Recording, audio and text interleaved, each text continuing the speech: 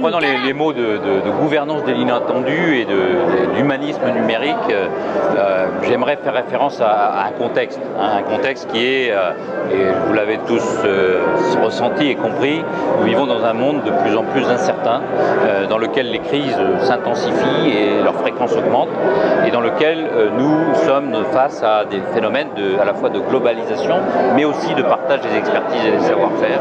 Donc des situations dans lesquelles nous ne sommes pas nécessairement avec nos atouts traditionnels. La gouvernance de l'inattendu, c'est se dire que ce qui est certain aujourd'hui ne le sera peut-être plus demain, que de facto,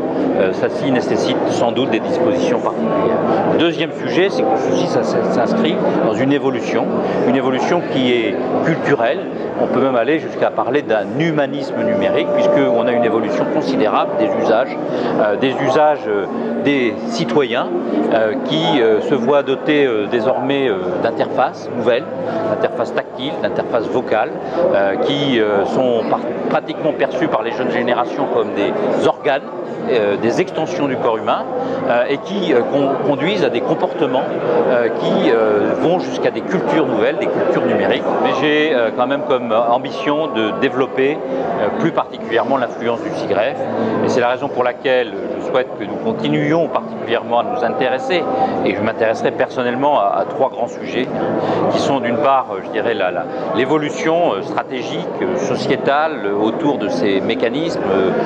de l'entreprise et du monde numérique. Je crois que sur ces sujets, nous allons pouvoir capitaliser sur ce que nous avons mis en place, l'écosystème autour de la Fondation SIGREF, autour des programmes de recherche ISD notamment, mais aussi avec d'autres partenariats pour développer notre capacité à propager ensuite, c'est le deuxième objectif, cette vision autonome au service de la stratégie de nos entreprises. Et pour ce faire,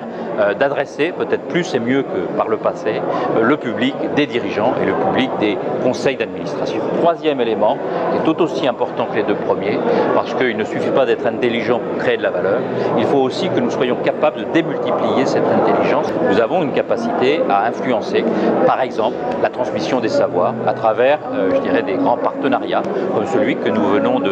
mettre en œuvre, de décider de mettre en œuvre avec le CNAM. Ce logo est effectivement un symbole, hein, et donc de facto, on peut lui donner beaucoup de sens, mais je pense que c'est très clairement un symbole d'ouverture, de prise en considération des comportements, des attentes de l'homme dans cette société dans laquelle nous vivons. C'est très clairement ce signe d'ouverture que nous avons voulu donner à travers ce petit symbole d'homme qui ouvre les bras.